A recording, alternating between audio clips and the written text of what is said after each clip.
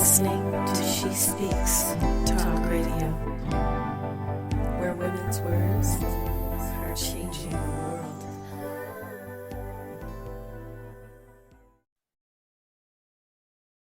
Hello and welcome to the Small Steps to Wellness show with me, your host, Mari Craig, where we are discussing how we can achieve more wellness in our lives, one small step at a time.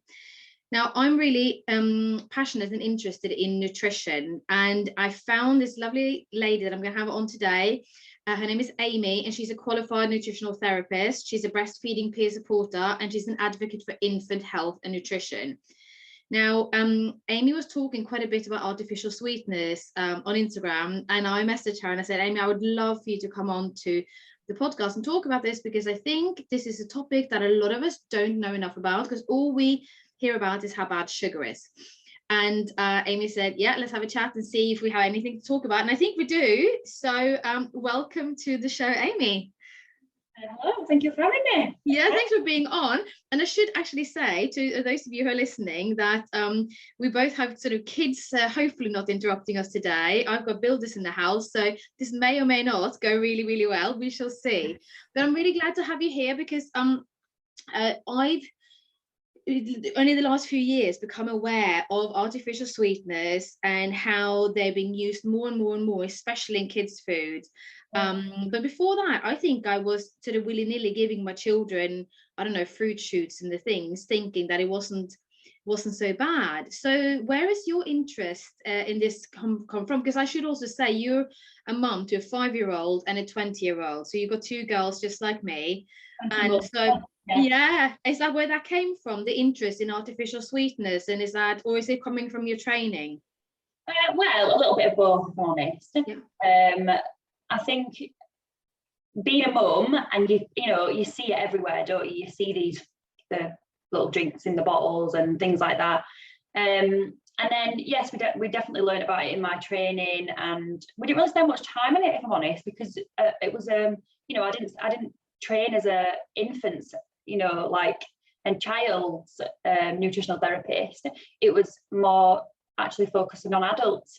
So we only skimmed across it, if I'm honest, because you just tell people not to eat them, and as an adult they get that, don't they? We didn't really spend much time on it. But then halfway through my course I had my first daughter, and again probably didn't pay too much attention to it, or I was aware that they were not good for us, but didn't really realize that I'd have this constant battle all the time when my little girl grew up to be an age where she could see what other people were doing and ask for the same things.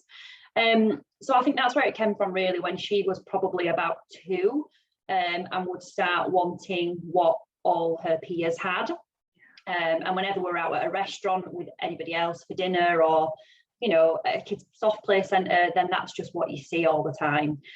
So I always just had to make sure that I was prepped with an alternative, but I'm sure we'll talk about alternatives and things later. But yeah, that's where it came from, really, the interest in it. Yeah, no, we definitely will talk about alternatives, because it's all well and good, I think, to sit here and go, we shouldn't be doing X, Y, Z, but we need to come up with alternatives. Because it's like you say, first of all, I think what we should be maybe having a chat about is why we should try to limit our consumption of artificial sweetness. I think it's probably unrealistic to think that we can completely eliminate it.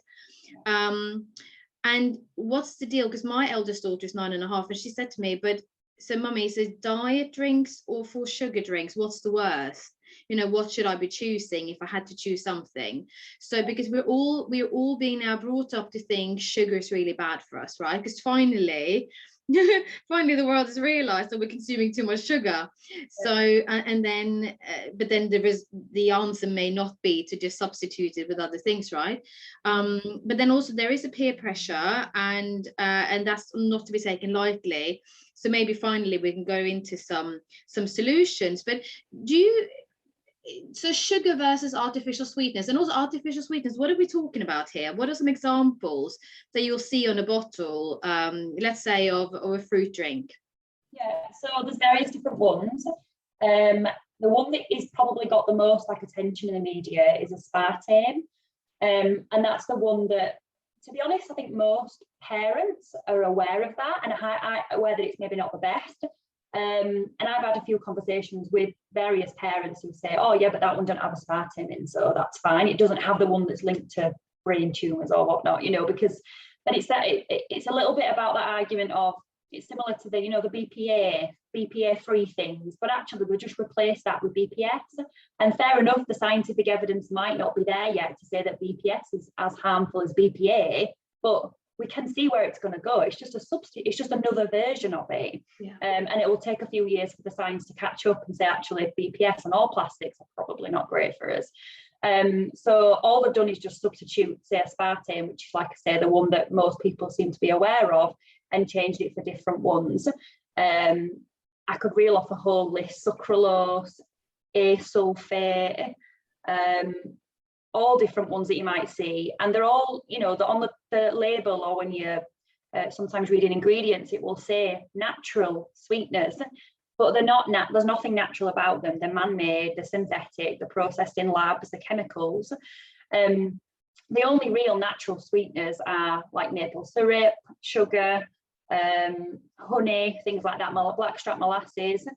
So yeah, there's anything that says sweetener, or sometimes they don't always say sweetener, but they tend to end in like AIM or OS, and you can kind of pick them out. But again, I think that comes down to, I know we can't be perfect, and the odd time may be okay, but we know what big brands are out there generally. So if we can just learn the ingredients of the, you know, big ones, then we know, because we shouldn't really be eating anything or drinking anything that we don't know what that ingredient is, I suppose is what I'm getting at. And I know it might be tricky to remember all the ingredients and things off by heart, but when it comes to drinks in particular and children, we know which ones are served out and about, so we can look at those in advance and decide whether or not we're going to be using it. Do you know what I mean? Yeah. Yeah, so all different ones. So for example, in the fruit shoots, there are some fruit shoots that don't have artificial sweeteners in. You never find them out and about, they're just in shops, and they just have fruit extract added. But the main ones, you know, the coloured, the blue, the purple, the orange and purple one that we see everywhere, they have a sweetener that's shortened to be called ACE-K, asulfate it's called. Asulfate potassium is the full name. And that one, you know, like I said, they've taken away the aspartame and put that one in, but research is showing that that one is just as harmful. And even the FDA, you know, classify all the food, and I know it's American, but they put all the classifications in there for like food and drugs and stuff. And even they only say it's generally safe. I mean, generally safe. It's just not good enough for me, you know, unless it says it's absolutely definitely safe for consumption, then it's not something that we should be drinking on a regular basis, really. I hope I'm not gone off topic there. No, I think that's really important. And also because I was listening to a doctor in Norway, where I'm from, and she always said years ago, she said there aren't any, maybe that might have changed now, but she said there aren't any long-term studies showing what all of this will do to us long-term. And that's talking about adults, and obviously our children are much more sensitive to things. So if there isn't anything to show that long-term consuming all of this day in and day out is safe, then probably we shouldn't be. And I mean, it's because we don't have, you know, when I was a kid, it was sugar, and we spoke a little bit about that before we started recording. I'm sure it was the same with you. I definitely ate too much sugar as a child, but I didn't have the artificial sweeteners because they weren't really a thing then. So we're the generation, you know, that we don't have this, we don't have those adults. The artificial sweeteners, like you were saying about long-term studies, they're quite new still. So it's not going to be for another 20, 30 years time until we really see the true impact. And I think a lot of parents might think, oh, well, we only have them when we're out and about, you know, it's fine. And absolutely, I'm not saying that you have to be perfect, but I think maybe even that most parents would be surprised to know that actually there's so many children who I know of, even personally, that will not drink water. That's all they drink, is something that comes out of a bottle. So we're not talking about the odd exposure and vilifying that and saying that, you you know, once a week at the pub or something. I mean, for me, that's still a no. And I will just take an alternative that the children are happy with. But we're not saying that that's like, oh God, you're the worst parent in the world if they have a fruit shoot every week. But it's about, I suppose, really just bringing that awareness to the fact that some children drink these day in, day out, all day long, and that's all they drink. And that, yeah, we just don't have the long-term data to say whether it's safe or not, because there's such a new thing. Yeah. But is it important what you're saying there about awareness? Because when we know, we can make an informed choice. Yeah, which is the buzzword of the last couple of years, isn't it? Yeah. Informed choice. But if you still choose, so I'll give you an example. So my eldest daughter, she's found out that J2Os are amazing, right? And as far as I know, they contain artificial sweeteners. So I've said to her, look, it's your choice. It probably should be my choice, to be honest, but she's quite sensible. So with my youngest, I might not take this approach. Yeah, exactly. I said, it's your choice. I would rather, if you're going to have something when we're out and about, have just very standard lemonade and have a smaller glass than having a whole one of those, because it's got X, Y, Z, and this is what it is. So she can then, and maybe not everyone's 9.5-year-old is that clued up on nutrition. She's quite into it. But she can then make the choice to say, that's okay, or I'll share it, or I'll have half, or whatever. Or actually, yeah, you're right, I'll have a lemonade instead, or I'll have water, or I'll have an apple juice, or what have you. But you know, even in an apple juice these days, so many of these drinks are diluted with water, and then they have added sweetness to them. So it is a minefield, and you do feel a bit like a very picky parent for kind of going at these things. But it's not made easier for us, is it? Because with the sugar tax that got introduced, it's now cheaper for producers and for consumers to buy artificial sweeteners and use that in their products. Yeah, it's really tricky. And you mentioned there about informed consent and how, you know, we can't make an informed decision, can we? Informed decision, I meant to say. We can't make an informed decision if we are not given the facts. And unfortunately, we're not given the facts when it comes to children's drinks. And actually, we're just told that avoid sugar, they shouldn't eat sugar. And yes, you know, we know they shouldn't be eating a lot of sugar. But you said it earlier, like the solution isn't to just, it's fine to drink the juice, then just take the sugar out and put the artificial sweetener in. That's not the solution.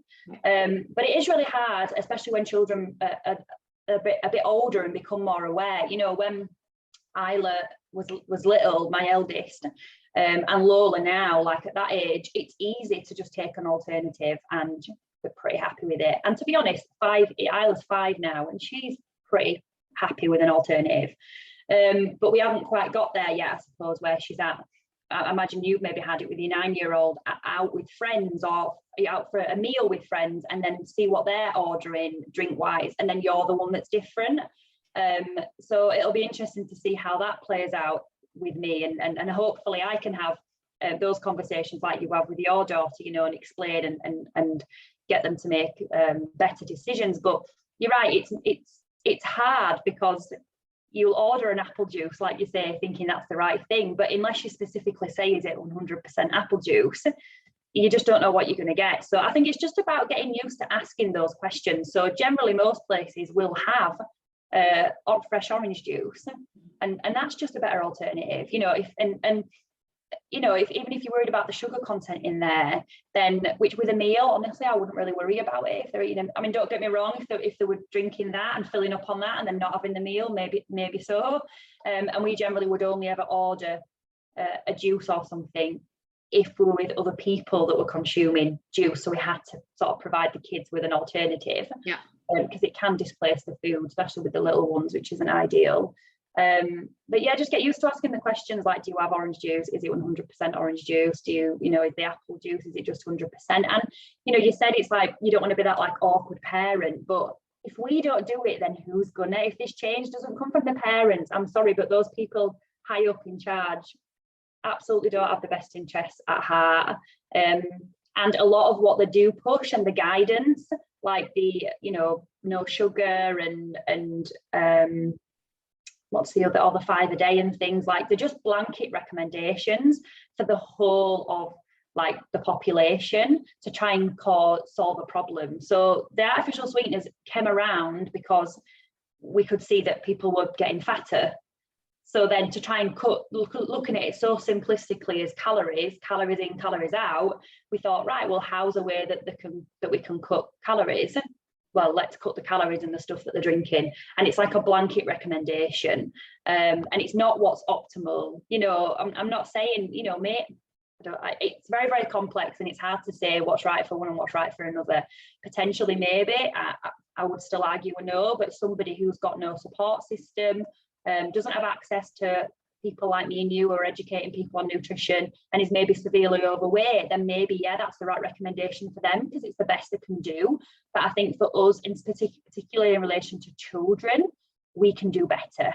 Yeah. We can do better than that recommendation. And it's just unfortunate that that's the blanket recommendation to solve the global health crisis, which isn't, you know.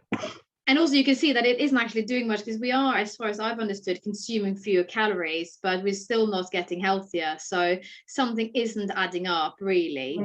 Well, in particular with artificial sweeteners, you only have to go on PubMed or Google Scholar and type in artificial sweeteners and weight gain, and you'll see that actually like a lot of studies saying that actually they make you put on more weight, because from a biological point of view, your body is receiving that sweet taste, so it's expecting calories, it's expecting to have to store away the sugars, so it gets your body ready. Without going into too much science, your body prepares itself to receive food, and then when it doesn't know what's going on, so you get a craving for food because your blood sugar drops.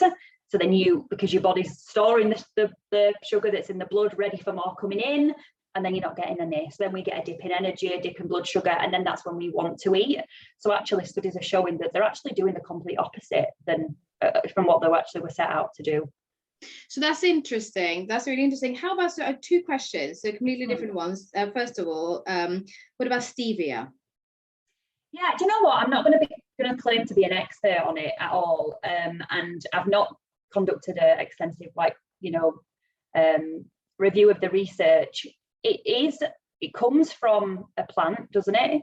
Yeah. I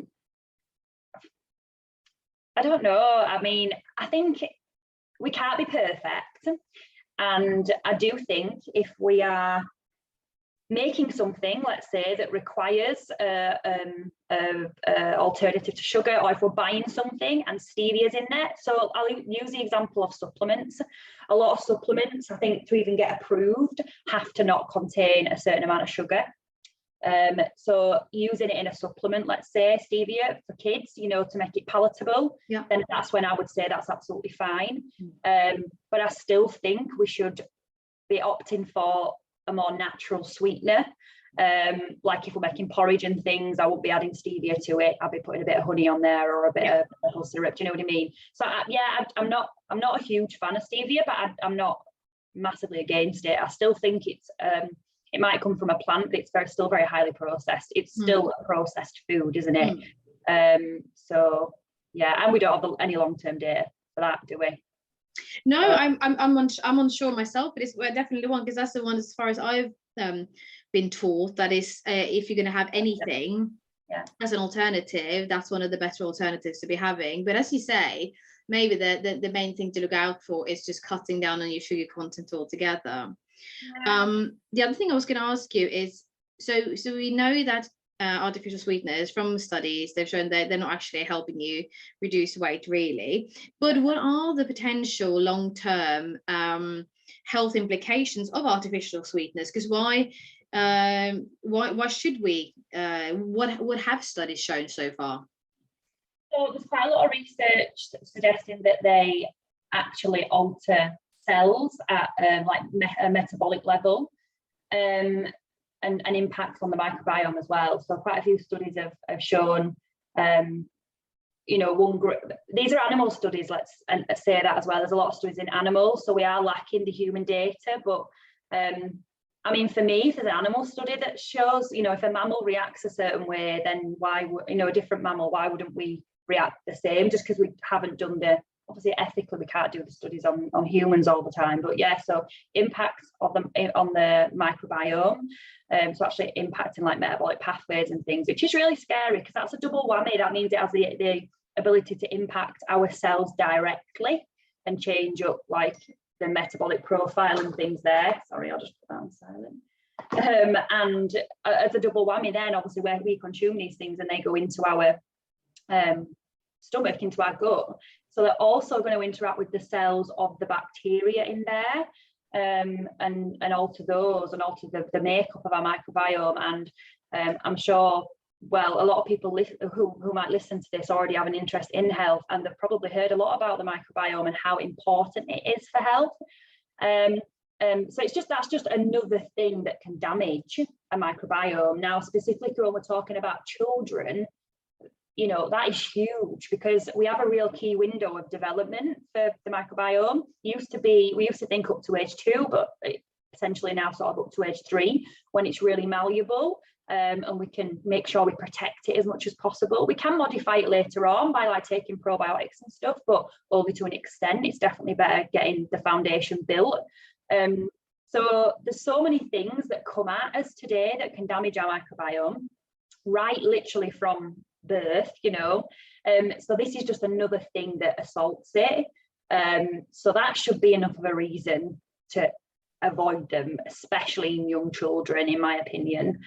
And also just about like our perception of taste. So we know that there's like a taste window, and as a child we're developing our palate, and artificial sweeteners are, I mean, some of them are up to 3,000 times sweeter than sugar, and fair enough, you know, we would use less of them, but they're still, I mean, we mentioned earlier before we started recording about the rocks juice and how you made one, and that's like it's a proper, I'm just going to mention it for those who are listening, it's a cordial that you dilute, but it's made with real fruit and sugar and like raw cane sugar. So nice. It's yummy, but if you put that next to Robinson's dilute, it tastes completely different. It's a different sweet taste. So that's the scary thing, that we are training our children's taste buds to prefer something that's artificially sweetened over something that's a natural sweetener. And when I have like children come over to my house, you know, my 5-year-old friends, and I serve them, let's say, sometimes we have on a morning, I might do orange juice, like 100% not from concentrate orange juice, and dilute it with water, and we might have that, you know, to go alongside a breakfast. And they don't drink it. Oh, I don't like your juice, because it's just a different taste. And that's what's scary, that we are raising like a generation of children who don't like the taste of real food. Yeah. So yeah. Scary. It's an interesting one, that, isn't it? I mean, it does taste. I said I made rocks for some children yesterday, and they were like, "This is really delicious," and I was so pleased. But also, one kid was like, "No, I'm not having this." Really? And but then his parent was like, "Oh, but it's so nice." I'm like, "Yeah, because this is the real stuff, isn't it?" But yeah, we do.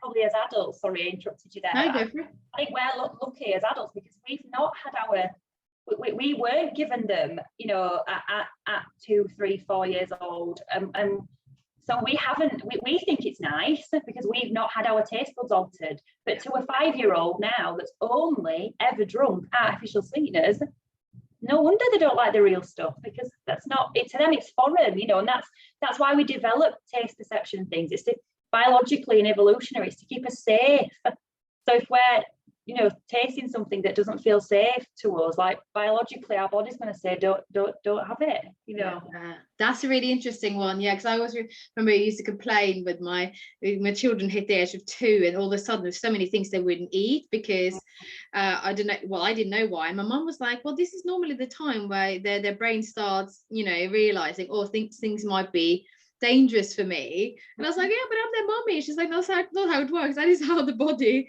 kind of works, to kind of question everything.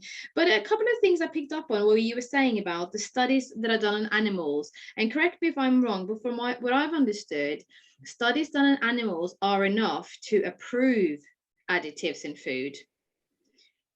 I'm not sure, to be honest. As far as I've understood, that is the case. But then but then the animal studies should also be, I'd say, enough to say maybe we shouldn't be having this. So that's an interesting one. And just so that listeners are clear, so that they understand what we're talking about when we're talking about the microbiome, is literally the gut bacteria. And all the bacteria, all the good ones that live in our intestines, that's what we need to be concerned with. So, for example, the most common one, I guess we all know about, is if you've had antibiotics, you kill off all the bad bacteria, but also quite a lot of good ones go. And more research is showing the importance of gut bacteria for everything from mental health to metabolic health to immune health to so much stuff. And so I guess we shouldn't be surprised, I guess, that we are struggling with so many chronic illnesses, especially in the Western world, when we look at the stuff we're consuming, right? Absolutely, and especially in children, Yeah, like even things like eczema, can be linked back to a dysregulated microbiome and dysbiosis. So yeah, absolutely. And in my opinion, no illness is separate from the gut. They're all very connected. So yeah, it's really, really scary that we are, because this isn't just, we're not just talking about the one thing that might harm the microbiome. I could probably pick 10 out straight away, just thinking about, like you say, antibiotics, the way that somebody's born, where they're born, who holds them first, and then we're sort of, especially after post-COVID time, we're sort of told that we need to antibacterial everything, these awful hand gels, and these children in particular, that were born like pandemic stage, and we're just bombarded, with all these killing. We want to kill everything. A lot of parents use that Milton spray on the toys and stuff, like, babies' teethers. Instead of just washing them in soap and water, we're told that we can just use this antibacterial spray. But then we think about that, doing that on a teether. What do babies do with toys? Straight in the mouth on teethers, even if it's not a teether, straight in the mouth. So even baby bottles, if we're bottle feeding and we're using sterilizing water and things, that putting dummies in sterilizing water and passing it straight out to baby in the mouth, like there's so many assaults, even from things that we're breathing in the air, and pesticides and things, like all impact.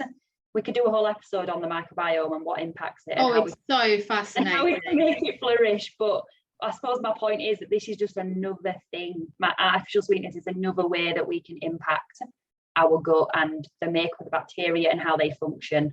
And that's not something that we should be taking lightly at all. No, I completely agree with you. And I think moving on to kind of what opportunities we have, I think maybe first what we should be talking about or should be looking at is just reducing overall what we are consuming and looking at alternatives. And it is tricky, because if you are trying to be a health conscious parent, well, first of all, this might be that a lot of people listen to this and they go, I had no idea. I've just been buying whatever, even Ribena now has artificial sweetness in it. It's probably because it's cheaper, because of the sugar tax, right? Yeah. So a lot of these parents had no idea, and I didn't know until a few years back. I mean, the amount of fruit shoots my youngest had, or the amount of whatever she had, because I didn't actually know. But when we do know, I guess the first thing to look at is trying to reduce it without being the parent that is always like no, you can't. So it's tricky to find a balance there. But you've started, I mean, you've been aware of this for a number of years now with your eldest. So what have you done then when you know that I'm going to be in a situation where there's going to be whatever drinks or whatever sweets or whatever at hand? So what is your strategy been? So my strategy for young children is just avoid sugar generally as long as you can, until they're aware of it. Obviously when they become aware, and it's definitely been a different experience with me with the second, because you're out in the park, the oldest one wants an ice cream, so then before you know it, the 18-month-old's eating an ice cream, and you're like, oh, that would never have happened with the first. But avoid, that's the general rule, is avoid as long as you can, because that's going to help them not develop that, even if it's sugar, you know, that sweet preference. So just avoid as long as you can.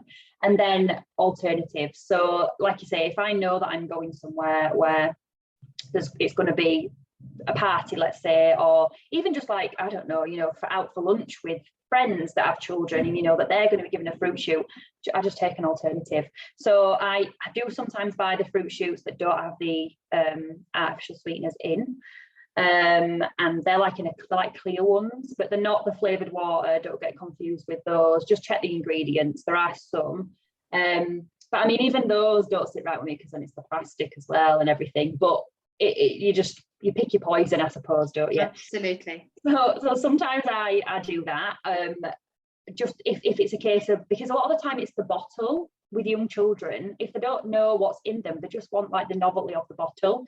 So I have before as well, if we've been out, bought one and then just emptied it out, rinsed it out and filled it with water, just so we had that bottle, and she was totally happy with like the bottle, same as a friend, not knowing she was drinking something different. So you could just keep one of those bottles, and maybe just switch it out every couple of months, because it's not great to keep using plastic over and over again. So that's an option.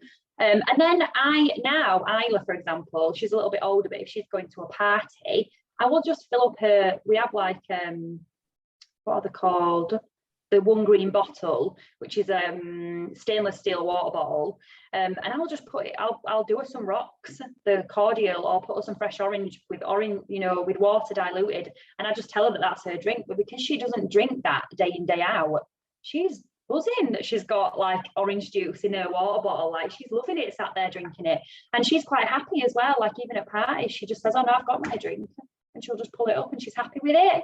But I do have conversations with her about it. So just before we started recording, she was in the office, and I said, oh, you've got to go because I'm working. And she said, what about? I said, I'm going to speak to a lady about, you know, those drinks that we don't have. And she was like, oh yeah, like, because I'm just trying to be like you do with your children, like just try to be open about it. But yeah, so definitely alternatives. So there's a couple of brands. There's the Pips Organic, they do a little juice pouch.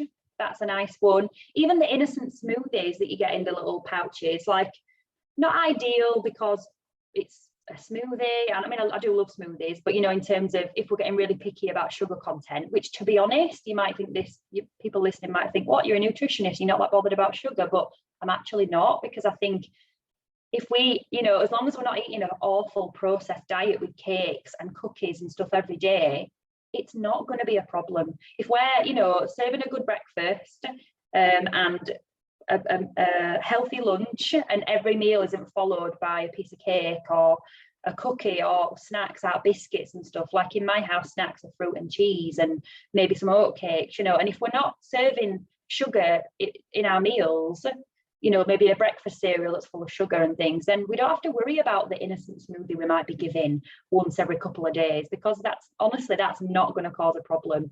That's not what the enemy is. So yeah, innocent smoothies.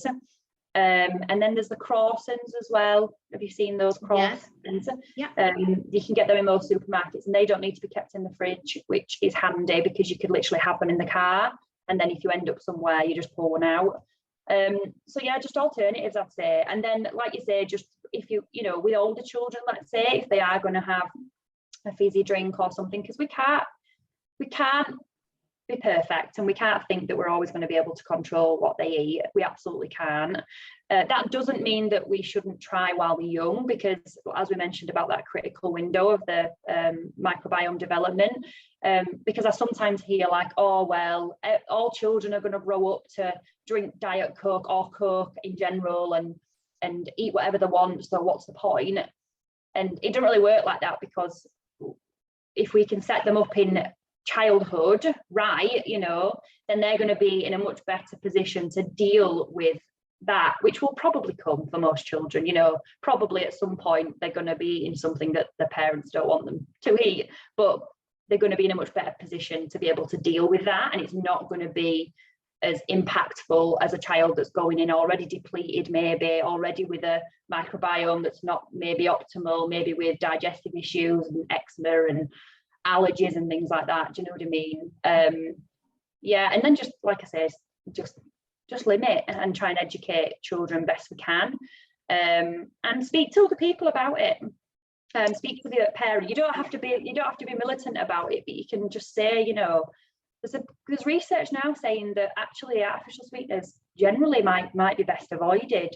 Have you tried these croissants juice? They're much better, and I just like to bring them along with me. It's cheaper too than buying the fruit shoots over the counter, Yeah, I love this. And as you say, it's all about kind of just saying to people, look, this is what we choose to do based on this and this. How about, like, I had the same, there was a new national strategy for, oh gosh, I can't even remember the name of it, that came out, it's a health strategy that came out a couple of years ago, and I sent it on to the head teachers of my children's schools and said, look, have you had a look at this? This might be interesting to look at because X, Y, Z. And the response was positive for both. And with the one school, it was, yeah, let's remove, because the thing is, I think that juice is also considered one of your 5 a day, I think, officially in the guidelines. Is it, if it's still a cordial? No, if it's pure juice, I think it's considered one of your 5 a day. But I also still don't think that children should be having that every day either. But then the juice that then was chosen to be served, and I don't think this was decided by the school. I think that was decided by someone else. But it had, in addition, it had artificial sweeteners, and it said like school approved on it. And I kind of just sent an email and I said, look, I'm not so keen on this because of X, Y, Z. And they were like, oh, this is excellent feedback. We're going to talk to the caterers. We'll let you know what they decide. And, and then a couple of weeks later, it was no longer an option. And the thing is, you can only make different choices or better choices when you're armed with information. So I think talking to your children is key. Talking to whoever's looking after your children, any other adults, I think it's just key. Just having an open conversation, saying, look, I've just read this. It's a new study that shows whatever it shows.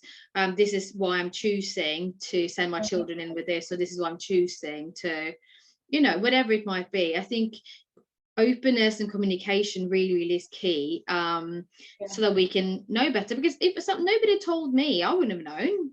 No, that meant me and you would have been at a mum group together, and I said, oh, that might not be the best. Then that, you'd have been grateful that I'd have said it. So, people are never gonna, hopefully not, as long as you've got good intentions, people are never gonna think, well, maybe some people might think, oh, go away, I'm not bothered. But the only way we can create change is if we make a bit of noise. So like you contacting the school, that's like a fabulous example of how to make change. And I've not actually contacted the school in relation specifically to artificial sweeteners, the school my little girls goes to, but I'm actually gonna, because I know we've spoke about an incident before where they were having a disco and they were going to be serving juice, and it was those, awful juices that are like in a thin plastic carton with like a peely lid at the top, and you pop the straw. Like an airplane one, yeah. Like one of those. So I just sent, I put on the form like she's not to have one, sent it back, but didn't speak to the teacher, and then just told Isla that I'd put her a juice box, like an apple juice in her bag. So I said, when it's the disco, your juice is there, so you won't miss out. But she then, I don't know whether she didn't feel like she could tell the teacher, or if they'd already got to the disco and a bag was somewhere else. I don't know, it's hard when they're only little, isn't it? So she ended up then everybody else having a juice and she didn't have anything. And that's awful, like thinking that happened. But yeah, so I'm definitely, it's on my list. I'm going to speak to the school about it and try and educate them around what's a better option. Yeah, and I bet you'll get a really positive response as well. And basically, like I had somebody saying, look, this is really interesting information. Thank you so much for sharing this with me. I'll pass it on to send a link to this podcast, definitely. Yes, exactly. Absolutely. Yeah. Look, this has been so interesting to hear from you, and you're so engaged in it as well. It shines through that you really care about this. And I think we could be doing our children such a service by just gently nudging them to make better choices, because the influence we have over them now, as you say, is so big, so that when they go out and make their own choices, and I'm not saying that my children are getting it right. I picked my daughter up from a party a while ago, and she's like, I had 2 J2Os and 1 fruit shoot, and I was just like, oh my gosh. She said it was delicious. I was like, okay. You have to laugh about these things. You have to laugh because you cannot be perfect. You can't be militant about it. No. You just control what you can control. Yeah, exactly. But I think she probably also thought, oh, this is brilliant, Mummy's not here. But I think mostly now, because when I've said, like, look, lemonade, you like lemonade? Like the San Pellegrino is quite nice. I mean, I know we talked about stevia earlier, and that does have some stevia instead of all the sugar. And as I said, so I guess the verdict is still out. But from what I've learned, stevia is okay. It is, yeah. I would allow Isla to drink something with stevia in. Yeah. Yeah. And so if I say that this is on the menu, I'd rather you have that instead of the like whatever other drinks available, obviously. Then she's like, she feels like she's having such a treat. It sounds like we're going out to restaurants all the time. I think that's a really good point you mentioned there. Like, you know, in an ideal world, they'd drink water, and that'd be it. But we're not talking about making the optimal choice all the time. We're talking about what's better than. So a San Pellegrino, better than a fruit shoot. Yeah. Do you know what I mean? And it's about like making that a better than. And I mean, your podcast is all about small steps to achieve better wellness. So a small step is just going up one step. So rather than a fruit shoot, choosing something with stevia or something, you know, just a better version. It doesn't have to be perfect. It's just a better than. That's what I always like to say. It's not about cutting out everything. It's choosing a better version. Exactly. And most of the time it's kind of like having the scales tipping slightly in your favor. But it's interesting. So if you go out, for example, you've got other people, mommy, daddy might be having a glass of wine or a beer or whatever, and then you go, yeah, you can have water. So it's good to know that. I struggle with that, you know. I do, you know, if we're having, and a lot of the time, and I don't, sometimes it is me, but a lot of the time it's with a half having a beer. And it's hard then to say, oh, well, he's allowed a nice drink, but we're having water. Do you know what I mean? It is hard. It is hard. And yeah, I have an awful problem with Lola, my youngest, because she wants to drink everything and she don't care whether it's wine or beer. She will guzzle. She wants everything. And like a lot of kids, you give them a little taste and you think they'll be like, oh no, like my eldest will taste a little bit and be like, no, I don't want it. Not Lola. She will drink anything. So it's really difficult because if we have a glass of wine or something, she will not rest until she's got something because she just wants what you've got. Do you know what I mean? So it is really, really difficult. Fair enough, though. Fair enough. She sounds like a classic second child that doesn't take no for an answer. I've got one of those myself. Yeah. So, but they'll grow up to be absolutely fine because they know their own mind. So yeah. Listen, in the show notes, I'm going to put where people can find you. So you're up in Wakefield, but you also work with online clients, and you have lots of experience that you're sharing on your Instagram as well. And I'll put all of that in the show notes. Your website, amienutrition.co.uk, Amie, AMIE. It's been really, really good to talk to you and just to hear your view on it as well. And just everyone who's listening, just know that it's not about being perfect all the time, because goodness knows. I mean, as I said to people before, I have a sweeter drawer. There's probably lots of junk there that nobody should be touching. But it's about making little choices or small choices, small steps every day that over time will make a huge difference, right? Yeah. Fab. And on that note, I think you've gone mute. So thank you so much for being on the show, Amie. I think your microphone just is switched off. So I think on that note, thank you so much. And she's back. Oh, I'm back. Sorry, that's strange. Technology. I wish you a fantastic rest of your day. Thank you so much. And let's see if our children are still in one piece on the other side of our study doors. Hey, thank you so much, Amie. And to everyone who is listening, if there's any questions for Amie, I'm sure she'd love to hear from you on Instagram or on our website. If you want to work with her as well, you'll find all the details on those two channels. Thank you so much. Thank you. You've been listening to the Small Steps to Wellness show with Mari Craig. I am passionate about helping mums get their energy back through simple nutritional changes, because we know that if mummy is happy, the family is happy. If you would like to connect with me, you can find me on Instagram under @smallstepstowellness, or visit my website, smallstepstowellness.info. Speak to you soon.